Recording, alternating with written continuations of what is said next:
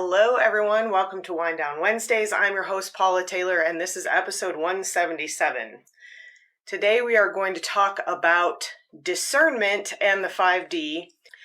So this topic, I was tempted to jump right into the story, and I think I won't do a lot of preamble, but the first thing I want to say, and I will probably reiterate, is that one of the aspects of the 5D that's so important is community. And I'm going to talk about, we've talked about discernment in the past. Discernment meaning, how do I choose what's in my highest good? What do I want to let into my field? What do I want to let into my life? What are the vibrations I want to work with? And that is changing as we shift into this 5D. Discernment is more important than it's ever been, as my story is going to illustrate. But what also is changing is that we really need help with discernment. As things begin to fall away, as things sort of come up that are no longer serving us, sometimes we're too close to these things to see them for ourselves. And that's where having the support of a community is so important. So I'm going to tell you a story that kind of compresses a bunch of different situations, conversations, body work sessions, energy work sessions, all into one kind of longer narrative. But I want to recognize that there are like 8 to 10 people who held space for me in this story as practitioners, as friends, as practitioners and friends. And that is one of the things that is shifting in this 5D, is that the work that we are doing is getting more and more expansive, which means when we're excavating, we're getting deeper and deeper. And it's really, really difficult to do that work without some support. And so it's really important for us to cultivate community as part of the 5D. I keep alluding to this 5D and community episode that just kind of hasn't coalesced, but it comes up in every episode essentially now, where we talk about the importance of community, the importance of figuring out how to collaborate rather than exist in this kind of ladder of hierarchy as we have been. And it's a big shift and it's difficult, but it can be done. And I've been cultivating 5D relationships essentially over the last few years. And the support that I had during this process that I'm going to talk about is a really beautiful, visible, practical reflection of this work that I've been doing personally to cultivate this 5D community that I have around me. So I think I'm just going to launch right into the story. I'm like, where do I start? This is one of those things where, so what I'm going to start with is that I'm going to talk about a situation that I've talked about previously on the show. If you listened to that episode, or it was probably several episodes, it's come up periodically. That's great, but you don't need to have any of that background. I'll give you a little bit of it. I talked about it, I think, most extensively in the what's the deal with ancestral healing. I think that's the show where I talked about it the most. But it had come up over the course of the past year on and off because it's something I've been working with. So early in 2024, I'm like, what year is it? Who am I? Where am I? When I went to Bali in 2024, which was the end of March, I had been working with this ancestral energy kind of leading up to that, and then kind of delving more into it after that experience. And I had something come up recently that really helped me clarify my discernment around this ancestral energy. And essentially, I decided that I had to disinvite it from my field. That's the word I've been looking for, that I feel good with, disinvite. Someone else used the word cast out, and that has kind of a religious component that doesn't feel comfortable to me. So let me give you a little background about this information, or this ancestral kind of energy that I've been working with, just so you understand what I'm talking about. And then I'm going to talk a little bit about how I got the discernment to recognize that this wasn't really serving my highest good. Spoiler alert, somebody helped me see that. And then I'm going to talk about kind of what came in after that, because this whole series of talking about the 5D, we're talking about how things are shifting. As we are shifting, into this expansion of moving from 3D just meaning the way things have been, this hierarchical structure, it's fairly contracted, it's fairly fear-based. We are expanding beyond that into a 5D way of being. It's an internal shift into more expansion, more unconditional love, less limitation. As we're doing this, we're being invited to do this collectively. It is shifting how we relate to some of the topics that I have discussed previously on the show. So some of these topics are coming back up in this series where I'm talking about how are these things kind of evolving in the 5D. On the last episode, I talked about spiritual practice in the 5D and why it was even more important than ever and how it's evolving. Same thing goes for discernment. So a while ago, I'm going to stop trying to use discrete time because it's just messing with my brain. A while ago, I reconnected with this ancestral energy that came from my patriarchal line, from my father's line, but it was through his mother. So like a matriarchal line of energy that came from my father's side of the family. And I told this story on the show about how I reconnected to this energy and I reconnected to the land in Poland where my ancestors came from. And I had really reawakened, reconnected to this beautiful earthy energy. And this energy is connected to some of the things we've talked about recently, including the episode where I talked about the dark feminine, and that comes into play here as well. So when I use the word dark, we talked about this in the show, I am talking about yin energy, receptive energy, earth energy, this idea of the feminine as sort of receiving and being in hibernation and being connected to the earth. And what I found out in this session that I had with someone is that word dark was resonating in a way that these ancestors who did not have my highest good in mind were trying to use to their advantage. So I connected with these ancestors who self-identified as gypsies, that's the word they used, and there was definitely a feeling of kind of like witchcraft and what I felt like was earth magic, and that word kind of dark came in. But again, I was relating to that word in terms of the earth energy, in terms of fertility and fecundity and receptivity and this beautiful yin kind of feminine energy.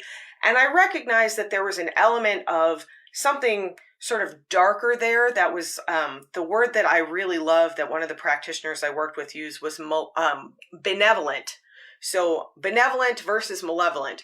So there was an aspect of this energy that they had worked with previously that I recognized was maybe not as benevolent as I would prefer, but I sort of decided to not throw the baby out with the bathwater, if that makes sense. And if you recall, if you listened to this story, I talked about how my dad was very resistant to this. My dad has since passed. He's been around a lot since he's transitioned, and he was very worried about me connecting with this energy. He flat out told me not to do it.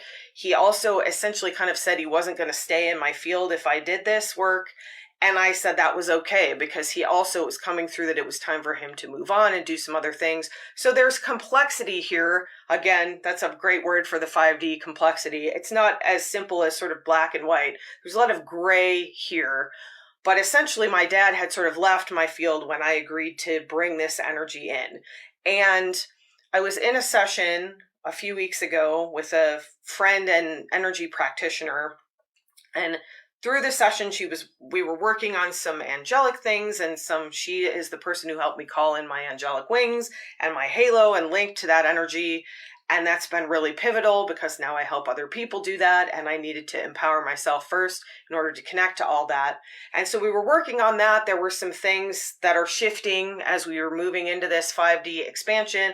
The halo is kind of shifting and expanding. The energy's been shifting and expanding. So we started there, but as she kind of worked her way down my body, she got down to the lower belly, which is always kind of the bane of my existence.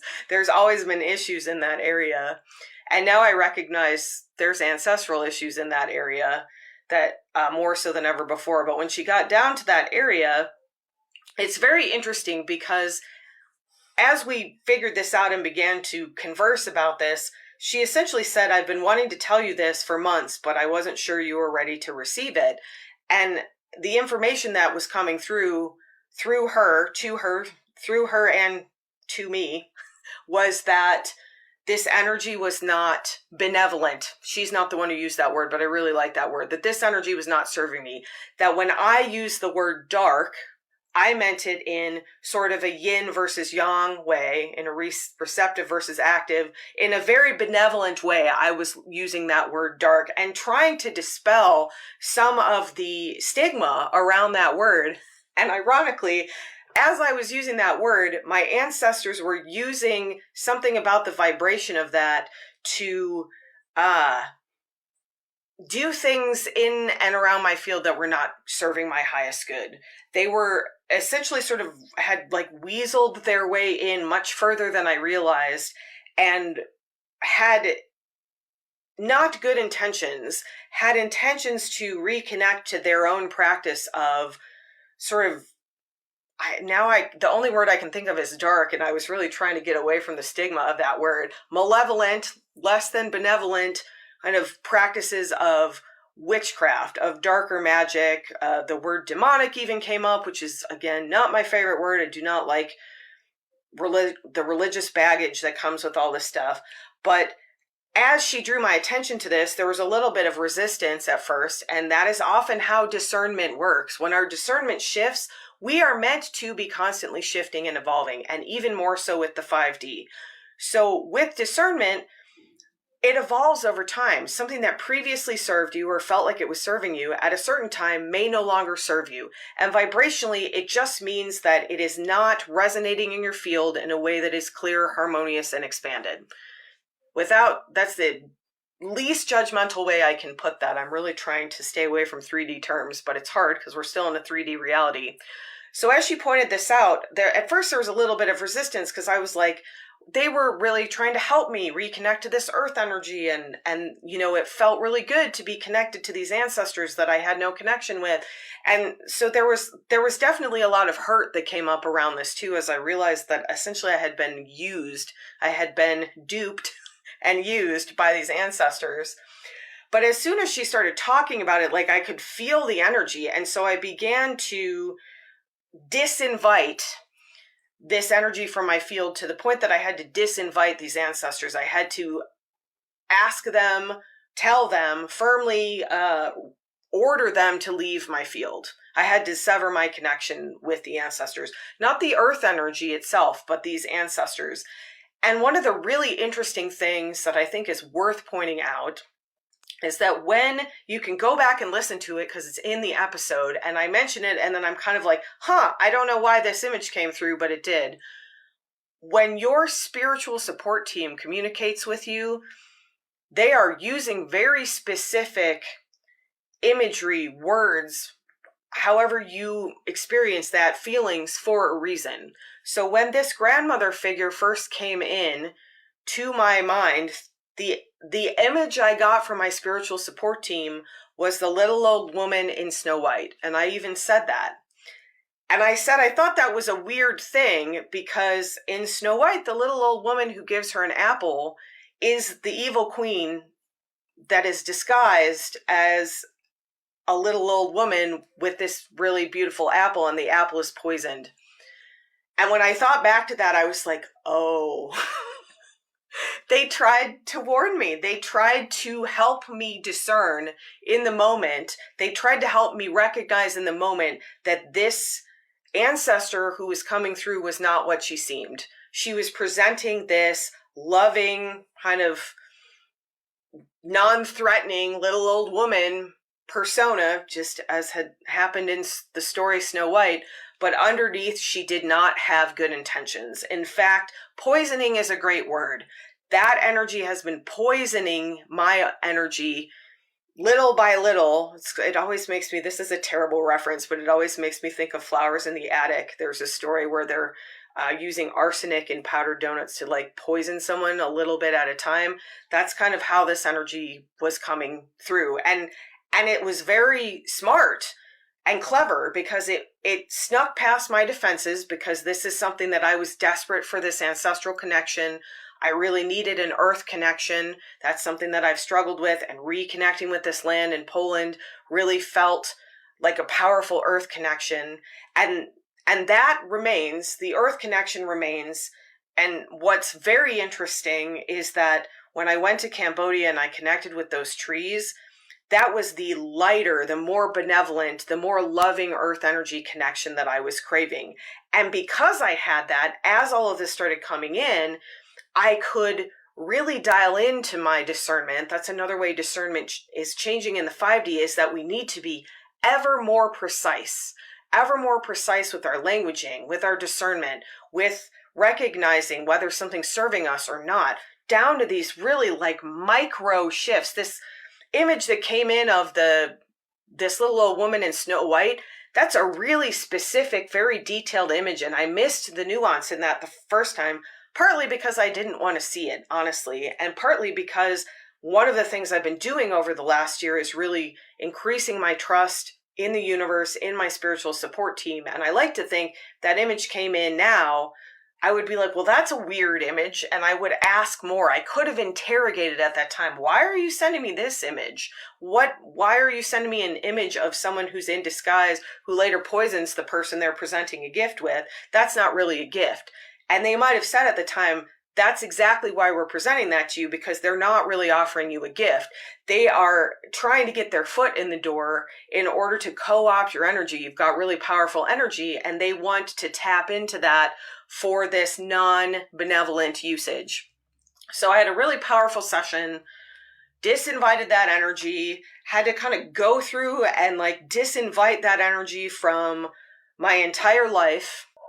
So interestingly, but not coincidentally, in this particular energy work session, I checked in with my dragons. I have an entire clan of protection dragons, and I was like, what the heck? You're here for protection. How did you let this happen? And first of all, they were like, well, this situation kind of came before we came into your field. It was already there. And we recognized that it was like not the most expanded energy, but you seemed like you wanted it there. It was there before we got there. So we didn't, like, they didn't come in and clear my field of old energies. Essentially, that wasn't their job. Their job is to kind of protect me as energy comes in, which I thought was really interesting. But the other thing that happened right after I checked in with them is that my dad, the practitioner, said, your dad is here. And I said, yeah, that's interesting. He's been gone for a long time. He really hasn't been around. And he jumped on the back of one of those protection dragons, and he has been gleefully flying around on this protection dragon ever since then. That was a few weeks ago. Every time I check in with him, he's just like, wee! And I get this image in, there's an old movie, Dr. Strangelove, where this guy's riding a bomb, and he's kind of like going like a cowboy, like, woo, yahoo, whatever. And that's every time I check in with my dad. And it's very funny because, again, my dad essentially tried to warn me about this energy. And the first thing I'm going to say is part of 5D is these areas of gray, this all-inclusiveness. So a 3D perspective might be, man, I really regret that. I should never allowed that energy in. I'm mad that I let myself get taken advantage of. And now I got to go around clearing everything in my life and disinviting this energy and like a little bit of a fist shake. That's there because we haven't left the 3D. It's within the 5D. But the 5D sort of more inclusive view of this, first of all, is that I needed that earth connection. And if I had not had that earth connection, I'm not sure how I would have experienced the earth connection that was offered to me in Cambodia as being different. And interestingly, when I was in Cambodia, and I think I talked about this a little bit on that episode about embracing the dark feminine, is I was really getting a lot of these sort of darker things reflected to me, these darker, what they call darker deities, Hecate, like all of these things were coming through Lilith on my TikTok algorithm. And I was really sort of having some feelings about that and kind of dismantling some of the stigma around that. But I also recognize now that there was something there that was supposed to be trying to get my attention to make me aware that this darker energy in my field was not serving me. It was not for the highest and greatest good. It was not there for benevolent purpose. It was there in an attempt to kind of co-opt my energy, or sort of like lead me down the wrong road, is kind of the way it comes through. Sometimes I get like these Star Wars references of, Luke kind of turned to the dark side. There was a little bit of that in there. And like, we're in the 3D. There is light and dark. There is good and bad. There is benevolent and malevolent. And there's that 5D word. We can learn to figure out in the moment with our discernment and with the assistance of other people in this 5D space, whether those things are serving us. And that energy was absolutely not serving me. And as soon as I saw it, it was kind of like, whoa, how did I miss this? What is going on? And there was a lot of hurt around that too, because throughout my life, I have naively assumed that people have the best intentions, because I really try to have the highest and greatest good, the most benevolent intentions in mind. And intention aside, I don't always succeed. I'm human, and everybody, sometimes we have triggers, we have trauma, we have things that are kind of leading us down roads that sometimes we wouldn't go down if we had more clarity. And in this case, they really sort of preyed on my isolation in my family, feeling unsupported as an intuitive, or maybe you could use the word psychic, having no support around that growing up, which I think is not an uncommon experience, especially for people of a certain age. This stuff was not talked about when I was growing up, except for in religious terms of good versus evil and right versus wrong, and these very, really strict sort of boxes around things. And so they took advantage of my desire for connection with that part of my ancestry, my desire for connection with my roots, with land, with the earth. And they gave me some of the stuff I was looking for. That was the apple, right? The apple looked really beautiful on the outside, but the inside of the apple was poisoned with this darker, malevolent intention that I needed help to see. So I did the work of kind of disinviting that. I really like that word. I've been using that a lot from my energetic field, from my body. I went around clearing everything and saging everything and, really working to get all of that vibration out of my field. But then there was a little bit, this is the piece that was missing a couple weeks ago when I would have done the show and I didn't end up doing it. There was something missing a little bit after that. It was kind of like there was definitely some sadness and some grief around this, some anger, some shame around sort of allowing myself to get bamboozled, essentially, spiritually bamboozled. And there was some humility in that too, because I'm working with this really expansive angelic seraphim energy, and there's that 5D word again, I am still a human being in a human body, as my friend says, with a dumb human brain. Like, we can only do the best we can in the moment. And so part of discernment in the 5D is accepting help when somebody points something out to you that's difficult. And sometimes somebody points something out to you and it's coming out of their own triggering, absolutely. But when it was done in this way with such love, it's going to make me emotional, which with such thought and love and gentleness, and this idea that this person wanted to wait until I was ready to receive this, because I was so excited about reconnecting with this energy, and they didn't want to upset me, and they didn't want me to kind of just shut it down, which is a very common response. I mean, initially when she brought it up right away, I was like, oh, you're just afraid of the dark. Like, there was this kind of thing that sort of came up. And underneath that was the truth of it. And because I accepted the invitation, it allowed me to dial into more discernment than I had about that in the past. And when I looked at it fully, it was like, if I have to throw the baby out with the bathwater, they're all going, because this is not serving me. And if I'm looking for an earth connection, I've got it in my Cambodian trees. Which is also making me really emotional, because the energy that came through from this forest in Poland, it feels polluted now. There's so much witchcraft, ritual that did not, non-benevolent ritual, I'm going to say it that way, in that space, that the actual land is sort of polluted. And one of the things that I did, I was working with my archangels and my dragons and kind of letting my dad lead the charge, was to ask them to lift some of that energy. I can't change that karma. It's not my karma. It is not my job to convince those people that that energy is not serving their highest good, that they are continuing to collect dense and heavy karma as a result of it. But, and, I'm going to say and, I felt like as somebody from that ancestral line, I could offer love to the land by sending in the light energy that I work with. That is, all of it is part of who I am. That's the other 5D component of this.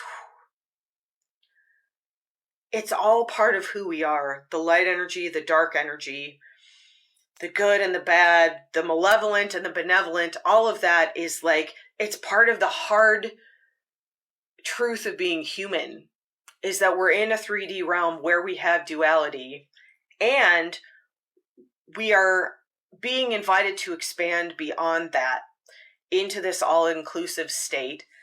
And we are being invited to train our focus onto the things that are the most benevolent, that are the highest good, that are expanded and clear and harmonious, in order to lighten our energy, in order to rid ourselves of some of this density. That's what this shift is about.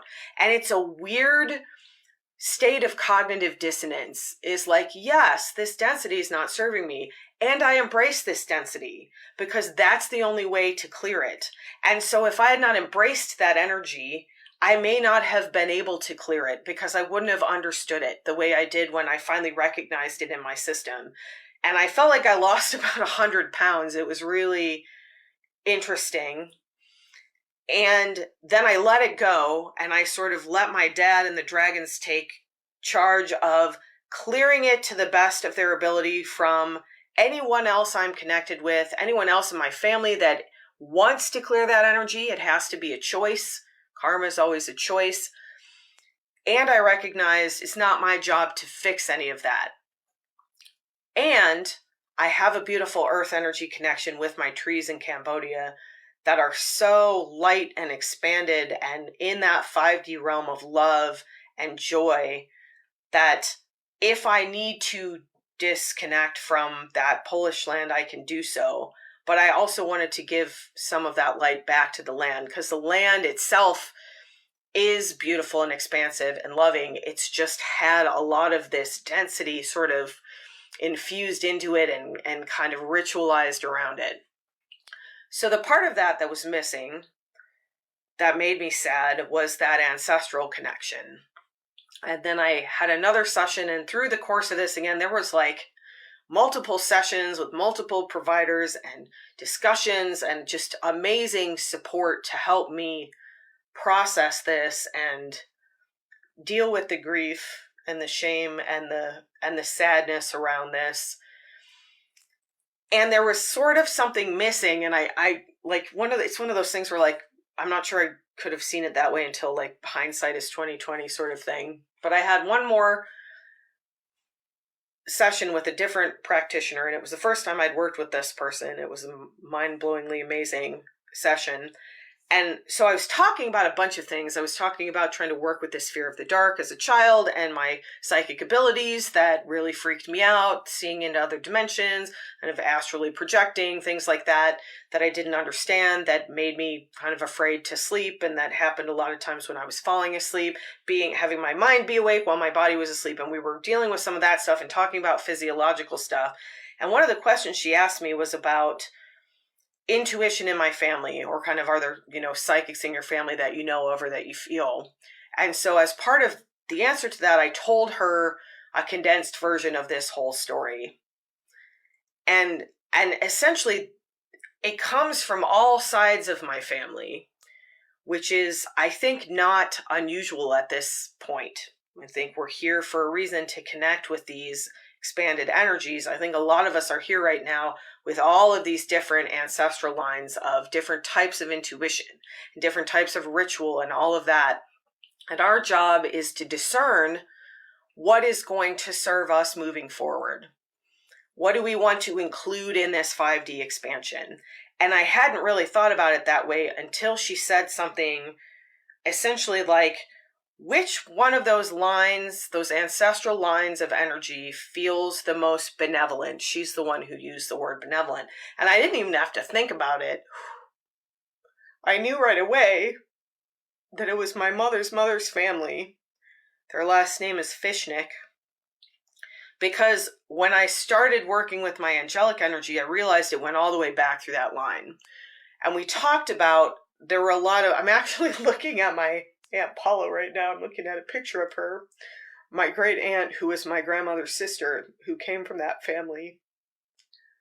And there was so much light and love in that family. But one of the things we talked about in this session was how at a certain point, literally in order to not be burned at the stake, the only way to access energy was through religion. And this line of my family was very religious, very Catholic. There were multiple nuns in this family, and she sort of pointed out to me, this practitioner, that may have been the only way they had to access their spirituality in a way that was safe, that was confined, that was not going to make them stand out.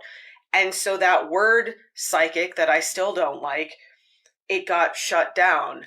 But it's very interesting to me because if you know much about the Catholic Church, there's a lot of what I would call mythology, but story, ideology about good versus bad and light versus dark and angelic versus demonic. And that line of energy, I have a connection to angelic energy directly, but it also comes through that ancestral line. And it was the first time I realized, it was like I needed permission for this, I think, that part of discernment, in my case at this time, is choosing which ancestral energy I want to work with, I want to allow in my field. And why would I work with anything other than the most loving part of my family, the most benevolent part of my family? And that doesn't mean that I don't have love for those other lines of ancestry, but it does mean that I don't owe them anything. That's another thing that has come up repeatedly for me over the last few weeks, is this idea that you don't owe anyone anything. Just because you came out of that ancestry does not mean you have to take on that karma. And in fact, you may be here as the generational curse breaker, the breaker of that karma, the person who says, no, I'm not going to participate in whatever that dense, malevolent ritual that you're trying to put back in my system. I don't want any part of that. Sometimes discernment does mean disinvitation, and that happens in the physical realm too. Sometimes people have to step away from their family because the energy feels toxic. I don't like that word, but this energy felt like toxic energy. It was poisonous energy. If I had kept allowing that in, it would have, I don't know what it would have done. I like to think I would have been aware of it at a certain time. But it was lessening my own connection to my angelic energy, to my expansive energy, to my own clarity, expansion, and harmony. It was harming me. And so I don't owe them a connection, and I disinvited them from my field. I disinvited them from my energetic sanctuary. And I did say to some of the closer relatives, some of them had passed, like my dad came out of that, there are rules. If you want to interact with me, that energy has no place here. And of course, he's the one who didn't want me to call it in, which again, when I look back now, I see with this expansion of hindsight that my spiritual support team was trying to warn me about this, and my dad flat out warned me about this. And I got a little bit of a feeling of that sort of angsty teenage, kind of time in your life when you're just like, you know, forget you, I know more than you do, and I know better than you do, and you don't know. And there was a little bit of like spiritual snobbery that came in where I was like, I've been doing this my whole life, and I'm a big girl, and I know how to deal with energy. And again, I don't have any regrets about this because I think it's something that needed to happen in order for me to refine my discernment and to move forward now with a more precise and expansive understanding of the importance of discernment, of the fact that I need help with my own discernment. And the analogy I use for this a lot, which I think really holds here, is this idea of missing the forest for the trees. So if I'm literally, in this case, in the Polish forest, looking at the trees, dealing with the land, and my friend and fellow practitioner was essentially had a drone out away from the forest and is going, I'm standing outside of the forest with my drone and I don't think it's good for you, and I think you should think about whether you really want to be in there. She had a much broader view of that than I did because I was literally energetically in the middle of that forest surrounded by the trees. And so I was looking at the trees and missing the overall picture. I was missing the overall picture of what the energy was asking of me, the cost of working with that energy, essentially, which was way too high for me because I can find that energy elsewhere in a way where it is gifted in an altruistic and loving way, and there's no strings attached other than my commitment to constantly expanding to the best of my ability and stepping into more unconditional love. That is the ultimate discernment. Is this a loving vibration? And something that felt loving even 5 minutes ago may no longer feel loving. And then there's some excavation to do. Am I getting triggered by this? Is this something I need to look deeper at? Is this something that's really not serving my highest and most benevolent good at this time? Do I need to step away from it? Do I need to disinvite it?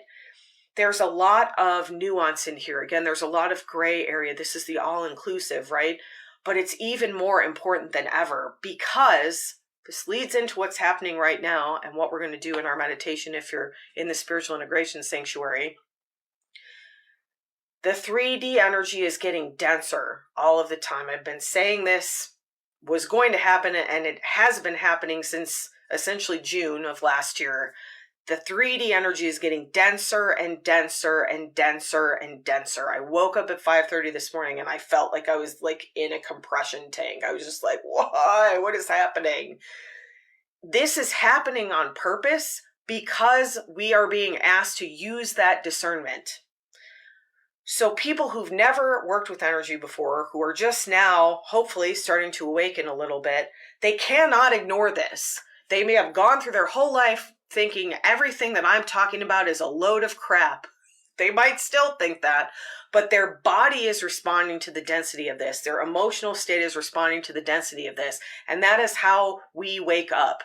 Anyone who has a spiritual awakening story, it almost always starts with trauma healing, because you get to a point where you have that dark night of the soul where you're like, I cannot be in this vibration anymore. It is too heavy. It is too dense. It is too much. How do I get out of this vibration? And the answer is through awakening, through the work of learning how to expand, learning how to clarify, learning how to harmonize. And so the 3D energy is going to continue to get denser and denser and denser, and we live in the 3D.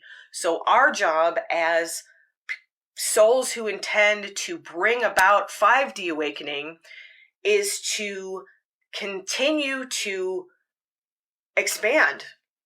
That's the simplest answer. So this morning I woke up, it was so dense, and I was just like, all right, I know how to deal with this. I need to find the expansion.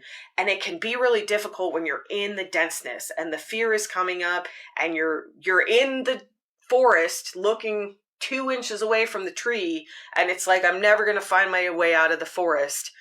Going with the analogy I used before, you need to elevate your drone up above the forest. You need to recognize that beyond that forest is a beautiful meadow and a path to the mountains and all of this amazingness. The ocean, nothing is more vast than the ocean. But when you're in the middle of the forest and you can't see anything but the trees, that is what the density is there for you to finally wake up and say, I don't want to be here anymore. How do I get out? And you're going to need help. I have been doing this professionally for 20 plus years now, And the story I just told you, again, literally includes probably 8 to 10 people who showed up to support me on that journey as practitioners, as friends and practitioners. This has been going on. This has been about a 3-week process now, maybe even a little bit longer. I could not have done this alone. This spiritual awakening work can no longer be done in isolation. The density, you need a Sherpa, you need a guide, you need somebody outside with a drone on the walkie-talkie saying, okay, I'm going to guide you out of the forest now. Take a right and walk down that path. Wait, that's the wrong path. There's a fork coming up. Go to the left. You need someone, not all the time. I do a lot of this work myself, but we need to support each other in this. We need to hold space for each other. And there's the understanding that there's an exchange here too. That you may, in a professional capacity, the people that I mentioned, some of them I trade with, there's always an exchange there. Some of them I pay money to in a professional capacity. Some of them I sat down and had a friend lunch with and had conversations. There are so many different ways to interact, and utilize all of them. Utilize professionals and pay people to professionally help you with that. Sometimes that's not available depending on where you're at. So then figuring out ways to barter or trade or talking to somebody, in a friendship capacity, but always recognizing that the exchange needs to be there.